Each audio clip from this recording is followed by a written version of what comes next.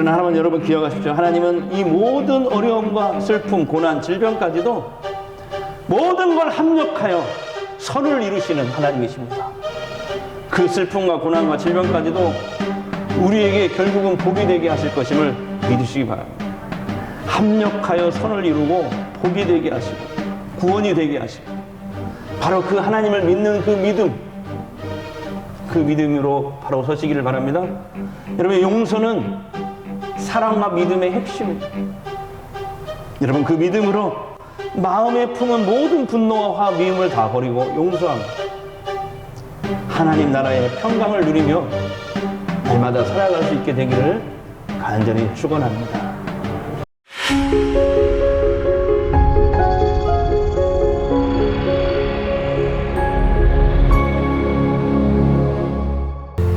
용서하며 삽시다, 사랑하며 삽시다, 이렇게 인사하겠습니다.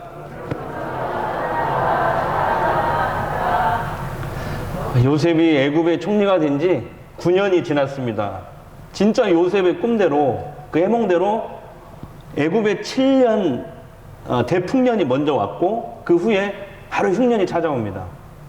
흉년은 애굽, 이집트뿐만 아니라 가나안 땅에도 옵니다.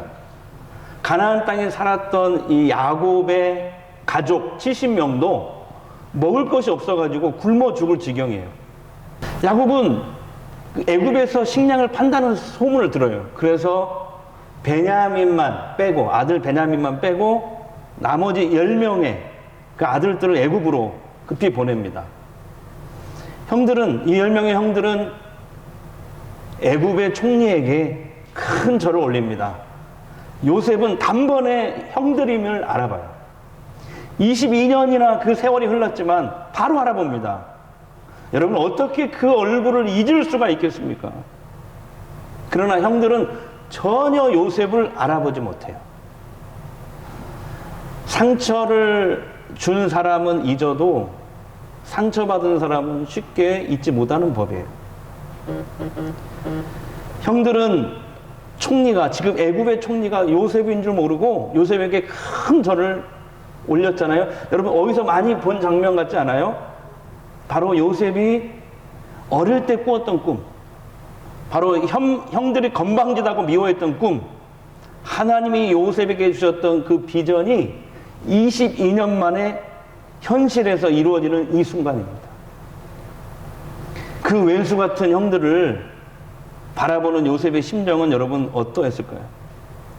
분노를 느꼈을까요? 아니면은 형들을 봤을 때 22년 만이지만 그 옛날에 노예로 팔렸던 그 아픔, 트라우마 때문에 다시 한번 공포를 느끼게 됐을까요? 요셉은 일단 형들을 모르는 체 합니다. 그리고 요셉은 자신의 친동생 베냐민이 어릴 때 헤어졌잖아요. 너무 보고 싶은 거예요. 그래서 이를 꾸밉니다. 형들을 첩자로 모함합니다. 너희들 첩자지? 아닌데요? 아니야. 내가 보니까 분명히 첩자야. 성경에 4번이나 그렇게 얘기를 합니다. 그래서 형들을 3일 동안 감옥에 가둬놓아 버려요. 이렇게 얘기합니다. 너희가 첩자가 아니라는 증거를 대려면은 한 사람만 남고 일단 식량을 가지고 집으로 돌아가. 가서 굶주림을 면해라. 대신 바로 너희 막내 동생 베냐민을 데리고 내게로 와야 된다. 그러면 내가 너희 말을 믿어줄게. 너희가 첩자가 아니란 걸 내가 믿어줄게. 이렇게 얘기를 합니다. 결국 시므온만 남고 나머지 9명의 형들은 양식을 가지고 가나안 땅으로 돌아가요. 돌아가서 아버지 야곱에게 자초지종을 얘기합니다. 아버지가 펄쩍 뜁니다. 절대 안 된다고. 내가 22년 전에 요셉을 잃어버려서 내 마음이 이렇게 찢어지는데 한이 맺혔는데 막내 베냐민까지 또 잃어버릴 수 없다. 펄펄 뜁니다, 아버지가. 하지만 시간이 또 흘러요. 그래서 애굽에서 사온 식량이 또 점점 떨어져 가요. 아들 유다가 아버지를 설득합니다. 아버지, 제가 제 생명을 걸게요. 생명을 걸고 약속할게요. 베냐민을 데려갔다가 꼭 데리고 올게요. 식량을 살려면 베냐민과 함께 가야 돼요. 야곱은 자기가 딸린 식구 70명을 굶겨 죽일 수는 없잖아요. 그러니까 어쩔 수 없이 베냐민과 10명의 그 아들들을 다시 애굽으로 보냅니다. 형들과 베냐민은 이제 애굽의 총리 앞에 다시 섭니다. 여전히 애굽의 총리가 요셉인 줄 몰라요. 요셉은 그동안 보고 싶었던 동생 베냐민을 보면서 눈물을 쿡 참으면서 쭉 참고 모른 채 하고 극진한 만찬을 또 베풉니다. 형들은요, 영문도 모른 채 총리가 베풀어준 음식을 배불리 먹습니다. 그리고 다시 식량을 사서 가나안으로 돌아가려고 합니다. 근데 그 전날 요셉은 일을 꾸며요. 신하를 시켜서, 몰래 시켜서 자신이 가장 아끼는 은잔을 베냐민 가방에 집어넣어라. 몰래 집어넣어라. 그래서 은잔을 베냐민이 훔친 것처럼 일을 꾸며요. 그래서 죄를 지으면 못 가잖아요.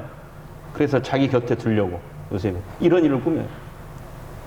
하지만 그때 유다가 나섭니다. 총리님, 베냐민을 만약 집으로 데려가지 못하면 저희 연로하신 아버지 야곱은 그 자리에서 아마 돌아가실지도 몰라요.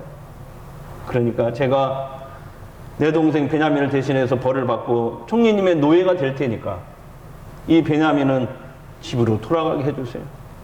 아버지가 돌아가실지 몰라요. 그 말을 듣고 유다 형의 말을 들은 요셉은 그동안 참았던 눈물을 터뜨립니다. 모든 신하를 다 물러가라고 하고 요셉은 형들 앞에서 대성통곡을 하는 거예요. 그러면서 내가 바로 요셉이라고, 형들이 22년 전에 애굽의 노예로 팔았던 그 요셉이 바로 나라고 밝힙니다. 형들은요, 깜짝 놀라서 입이 얼어붙었다고 나와요. 성경 한번 봅시다. 45장 2절 3절. 요셉이 큰 소리로 우니 애굽 사람에게 들리며 바로의 궁중에 들리더라.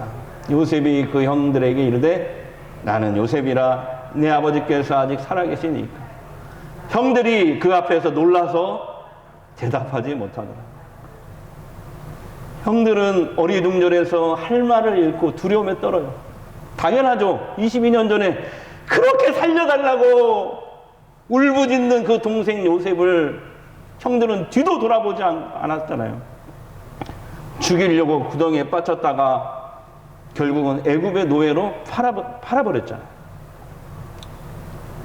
그런데 죽은 줄만 알았던 이 요셉이 살아서, 이게 지금 3,800년 전의 일이거든요. 3,800년 전에 이집트는 세상의 강대국이었어요.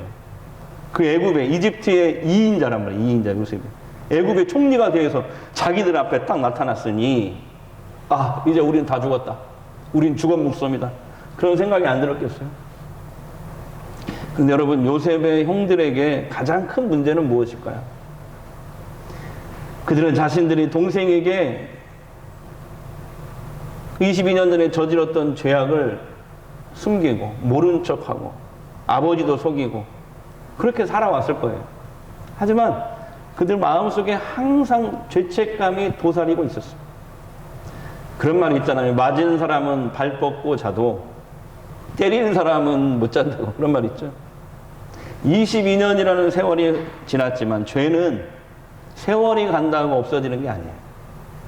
죄책감은 계속 살아서, 용서받기 전까지 죄책감은 살아서 형들을 괴롭혔던 거예요. 형들이 22년 동안 죄책감에 시달렸다는 증거가 창세기 42장 21절입니다. 한번 읽겠습니다.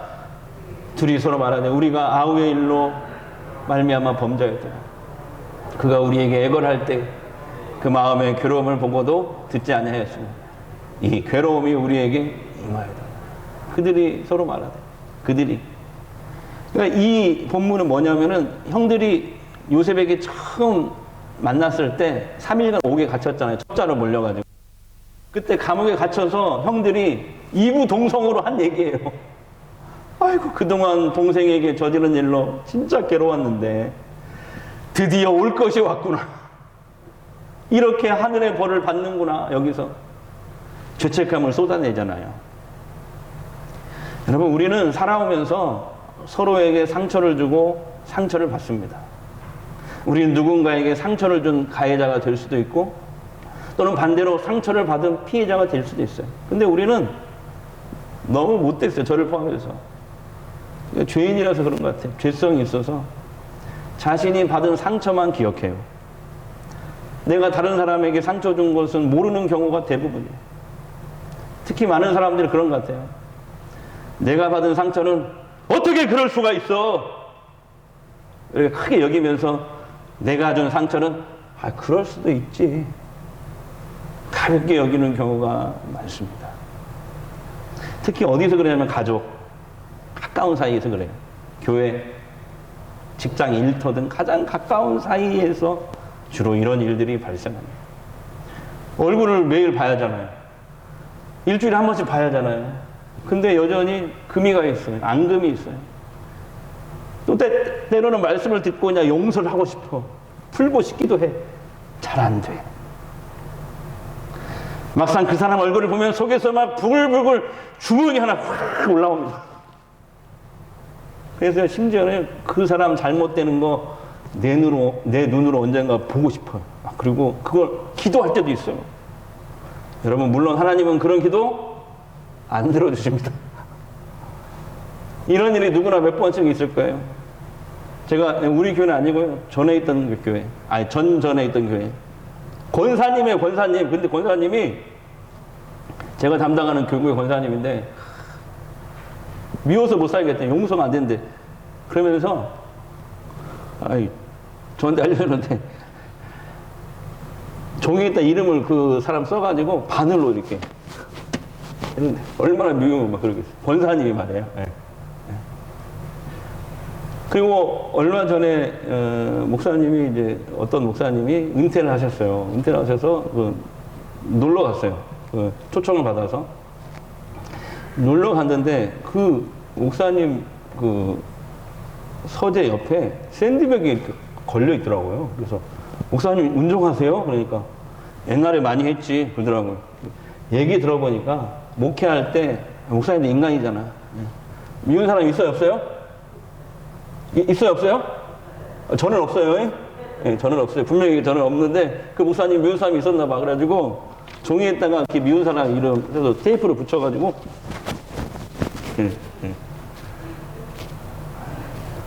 목사도 마찬가지예요. 상처 받기도 하고 상처 주기도 하고 이런 일이 누구나 몇 번씩은 다 있을 거예요. 한 배에서 태어난 형제 자매끼리도 어려운 것이 용서입니다. 그래서 이 세상에서 제일 어려운 게 용서인 것 같아요. 근데 나는 죽어도 나에게 상처 주는 사람 용서할 수 없어. 나는 그 일을 절대 잊을 수 없어. 그러면요, 그게 결국 나에게 다 짐이 됩니다. 짐. 용서가 안 되잖아요. 용서가 안 되는 한 그 일로 말미암은 상처는 내게서 사라지지 않습니다. 그 기억만 하면은 막 스트레스를 받아요. 갑자기 안 아픈데도 갑자기 아파요. 옆구리도 아프고요. 스트레스 받으니까. 열받으니까 혈압도 올라가요. 삶의 질이 막 떨어져요. 그 사람이 죽고 사는 건 둘째치고 내가 살 수 없는 거예요. 그렇게 하다 보면. 그러기에 나를 생각해서라도 용서를 하긴 해야 되는데 이 용서가 너무 어렵습니다. 그래서 용서가 안 되는 일과 사람을 어떻게 용서할 수 있을까요? 돌아가신 고 옥하는 목사님 쓰신 책 무엇을 기도할까라는 책이 있어요. 이 책에 이런 내용이 나오더라고요. 19세기 영국의 침례교 목사이면서 여러분 아실 거예요. 설교의 황태자라고 불렸던 찰스 스펄전 목사님이라는 분이 계셔요. 이분이 용서에 대한 유명한 설교를 했어요. 이런 설교예요.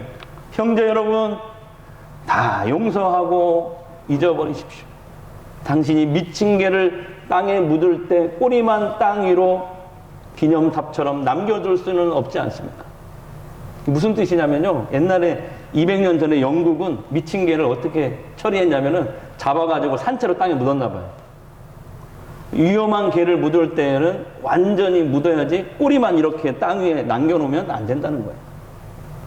그게 살아서 또 빠져나올 수 있잖아요. 형제의 죄도 마찬가지예요. 용서하려면 깨끗이 묻어버리듯이 용서해야지 일부분 남겨놓으면 그게 용서가 아니라는 거죠.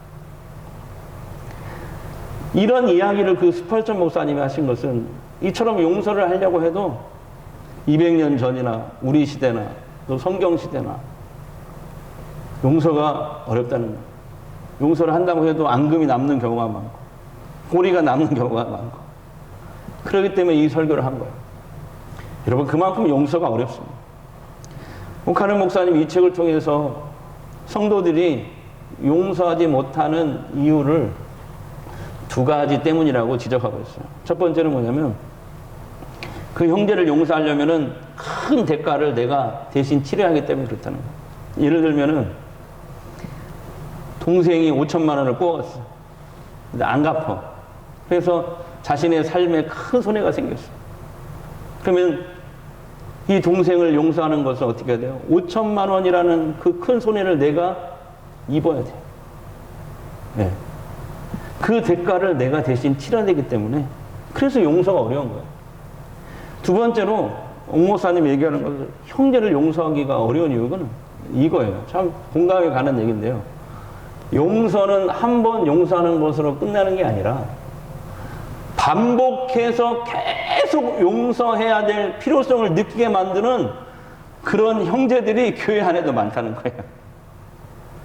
특히 가족이나 교인들처럼 아주 가까운 사람 간에 이런 경우가 많은데요. 한두 번 용서하는 건 누구나 다 할 수 있어요. 근데 날마다 용서해야 한다고 하면 그것은 인간의 능력만으로는, 인간의 결단만으로는 감당하기 어렵기 때문이라는 거예요.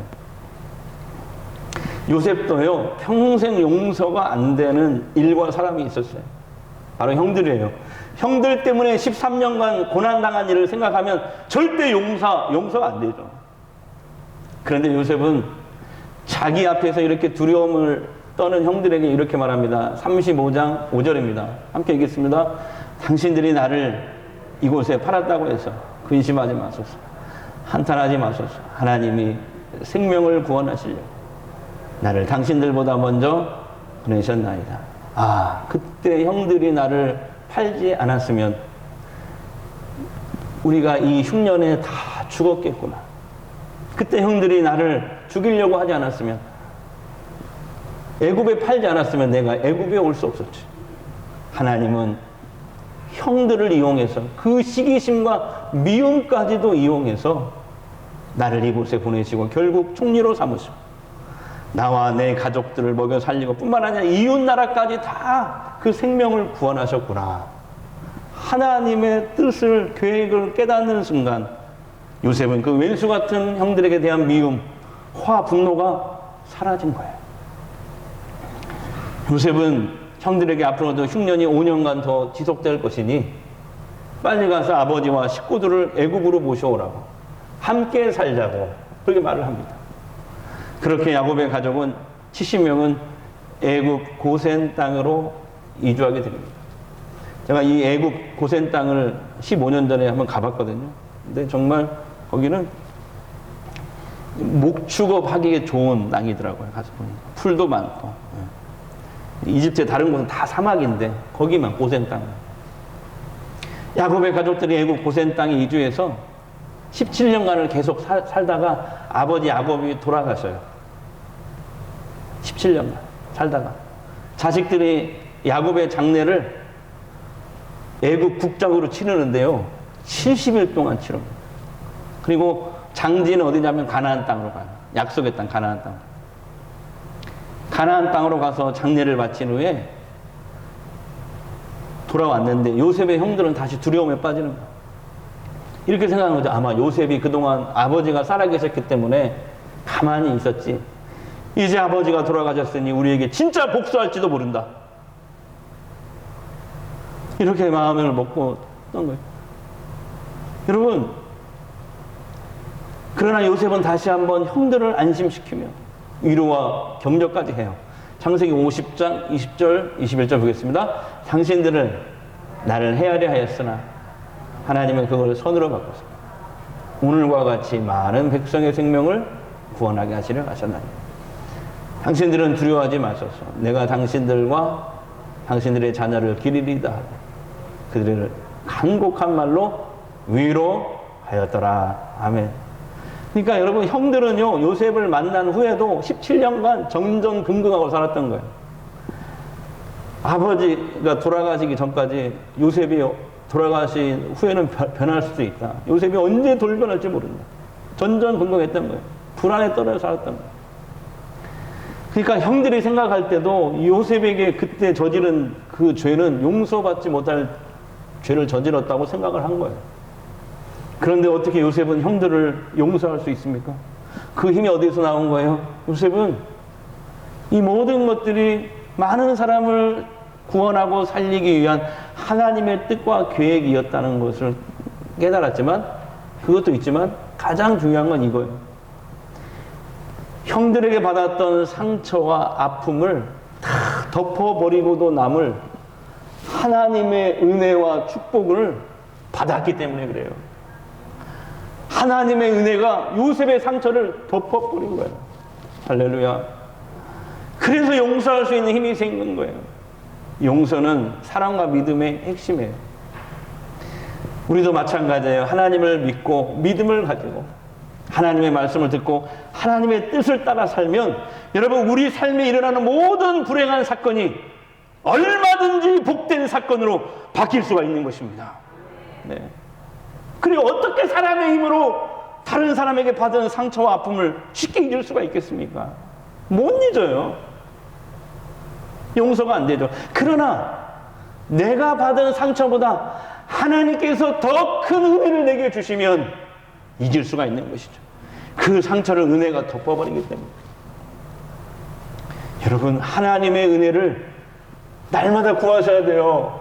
자, 옆 사람에게 한번 그렇게 권면해 봅시다. 하나님의 은혜를 날마다 구하셔야 됩니다. 네. 그래서 질문할게요. 하나님의 은혜란? 자격 없는 사람에게 베푸시는 하나님의 끝없는 사랑이다. 우리가 은혜 받았습니다. 은혜 얘기하는데 은혜가 뭔 줄 알아야 되잖아요. 은혜란 자격 없는 사람에게 베푸시는 하나님의 끝없는 사랑. 나는 받을 자격이 없어. 근데 하나님이 나에게 계속 사랑을 공급해 주시는 것. 그것을 은혜라고 합니다. 그 은혜가 날마다 나에게 부어져야 돼요. 예. 하나님의 은혜를 날마다 구하십시오. 그러면 하나님은 나의 어떠한 불행한 사건도 얼마든지 축복으로 바뀔 수 있는 그런 분임을 믿으시기 바랍니다. 할렐루야. 특별히 예수님은요, 우리 죄를 용서해 주시기 위해서, 우리는 쉽게 죄 용서 받았지만 예수님은 큰 대가를 치르셨어요. 엄청난 대가를 치르셨어요. 그게 뭐예요? 하나님이신 그분이 십자가에서 처절하게 고난받고 죽으셨어요. 우리는 쉬웠지만 예수님은 쉬운 게 아니었어요. 엄청난 대가를 치르시고 우리를 용서해 주신 줄 믿습니다. 그래서 예수님은 우리에게 뭐라고 얘기하냐면, 야, 예배보다 더 중요한 게 용서다, 이렇게 얘기합니다. 누구든지 예배를 드리기 전에 형제와 다툰 일이 생각나거든. 예물을 놓고 먼저 가서 화해하고 다시 와서 예배를 드리라. 그런 말씀. 그게 무슨 얘기예요? 예수님 말씀 뭐예요? 예배보다 더 중요한 게 뭐다? 용서다. 그래서 그런 얘기가, 심지어 그런 얘기까지 했어요. 언젠가 한번 설교했죠. 몇 년 전에. 490번까지 용서해라. 다 같이 해볼까요? 490번까지. 왜 그래요? 우리는 그거보다 더 큰 죄를, 예수님이 큰 대가를 치르고 용서받았기 때문에 그래요. 예수님이 할 수 있으니까 용서하라고 하는 것이지, 못하니까 하라고 하겠어요. 그래서 이렇게 얘기하는, 예수님의 십자가를 통해 죄 용서 받은 사람들은 형제를 용서하는 것으로 증명해야 된다라고 말씀하시는 거예요. 여러분, 살다 보면 힘든 일이 많습니다. 그 힘든 일을 겪게 하는 사람도 있습니다. 용서할 수 없는 사람도 있습니다. 지금도 있습니다. 그런데 용서해야만 내가 사는 거예요. 어떻게 용서할 수 있어요? 요셉은 형들이 자신을 애굽에 팔았다고 생각하지 않고, 하나님이 많은 사람의 생명을 구원하시려고 형들을 통해서 자신을 애굽에 보내신 것이라 하나님의 뜻이었다고 깨닫게 된 거예요. 그 순간 화가 다 풀린 거예요. 여러분, 하나님의 자녀들에게, 우리가 예수를 믿고 하나님의 백성이 된 순간, 자녀가 된 순간, 그때부터 우리 삶에는 우연이란 없어요. 우연이란 없어요. 하나님의 자녀가 되기 전에는 재수가 좋아야 되고, 예? 그래, 다 우연이니까. 근데 우리가 예수를 믿는 순간, 하나님의 백성이 되는 순간, 우리에게 우연이란 없어. 우리가 겪는 모든 생사화복은 다 하나님 손에 달려있는 줄 믿습니다.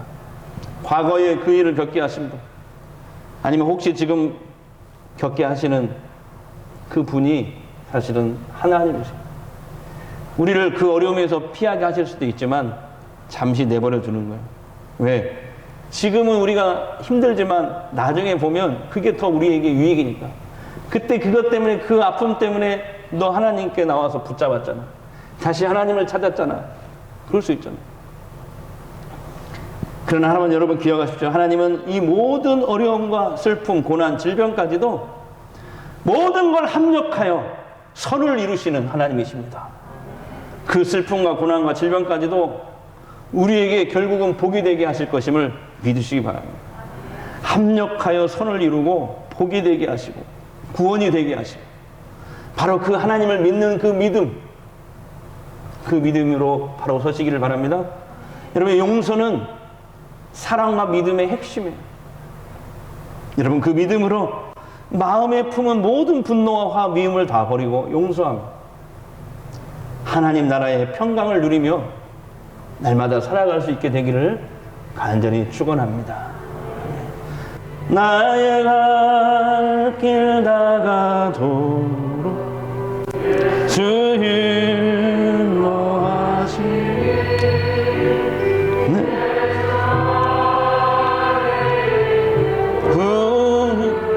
어찌 심하리요 문음으로 사는 자 하늘 위로 받겠네.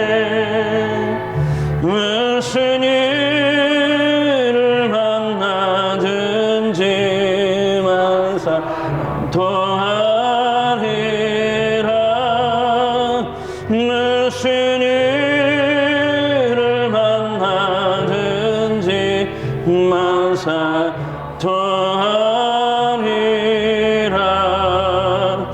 나의 갈 길 다가도록 예수 인도하시니, 어려운 일 당할 때도 족한 은혜 주시네. 나는 심히 고단하고 영혼 매우 갈라가 나의 앞에 완성해서 물하게 하시네. 나의 앞에 반석에서 샘물하게 하시네. 기도하겠습니다. 우리가 겪은 모든 생사화복은 하나님 손에 달려있는 줄 믿습니다. 하나님은 우리의 생사화복을 주관하시는 지금도 살아계신 하나님이심을 믿습니다. 하나님은 모든 어려움, 슬픔, 고난, 질병까지도 모든 걸 합력하여 우리에게 결국 더 큰 복이 되게 하실 것임을 믿습니다. 합력하여 선을 이루시고 복이 되게 하시고 구원이 되게 하시는 하나님을 믿는 그 믿음으로 마음에 품은 모든 분노와 화, 미움을 다 버리고 용서하며 하나님 나라의 평강을 날마다 누리며 살게 하옵소서. 이제는 과거에 붙들려 사는, 그 상처에 붙들려 사는 인생이 아니라 하나님이 새롭게 펼쳐주시는 새로운 미래를 바라보며 그 소망 가운데 살아가게 하옵소서. 예수님의 이름으로 기도합니다.